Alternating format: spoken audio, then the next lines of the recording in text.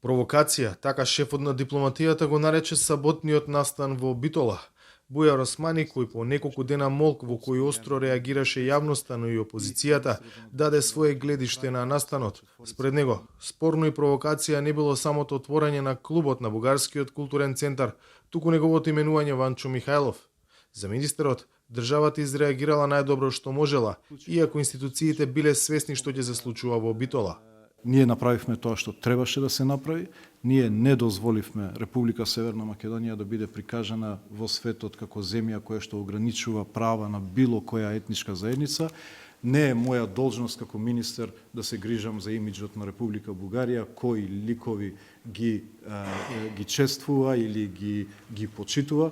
Има тони министер за надворешни работи, кој што ќе треба пред еврејската заедница која што реагираше овде, пред светската заедница да објаснат зошто им се важни некои личности, а некои не. Тоа не е моја улога. Барањето за посета на бугарската делегација на отворањето на клубот пристигнало од потпредседателката на Бугарија Илијана Јотова, а потоа се приклучил и бугарскиот премиер Кирил Петков. Според Османи, Петков тоа го направил од добри намери, за да не дозволи да се киднапира настанот. За нас беше најважно да не паднеме во замката дека Северна Македонија не дозволува граѓаните слободно да ги изразуваат своите убедувања, вели Османи. Мислам дека беше тоа е несреќен избор на име на тој клуб. Не можам да кажам кои се намерите позади тоа.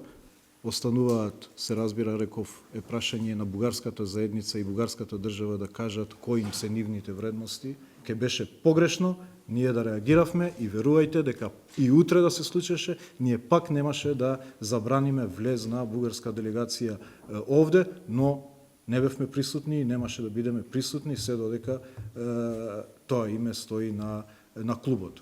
Но прашањето е како воопшто во земјава пред 3 години било регистрирано здружение со овакво име. Топката поради очигледни законски недоречености си ја префрлаат две институции – Централниот регистар и Министерството за правда.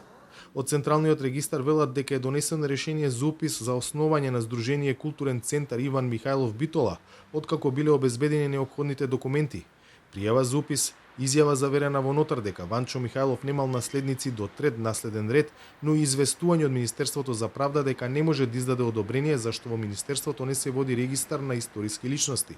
Централниот регистар сметал дека во запишаните цели и програма на делување нема елементи кои се насочени кон насилно уривање на уставниот поредок, поттикнување и повикување на воена агресија и разгорување на национална, расна или верска омраза или нетрпеливост. Не се преземаат активности поврзани со тероризам, активности кои се спротивни на уставот или закон, ниту се повредуваат слободите и правата на други лица, соопштуваат од Централниот регистар. Но институционалниот пинг-понг не го прикрива фактот дека пред 3 години било дозволено регистрирање здружение под име на историски контроверзна личност со јасни антимакедонски идеи, чие постоење поминатиот викенд станува нов товар во односите меѓу Скопје и Софија. За Гласот на Америка, од Скопје, Владимир Мирчевски.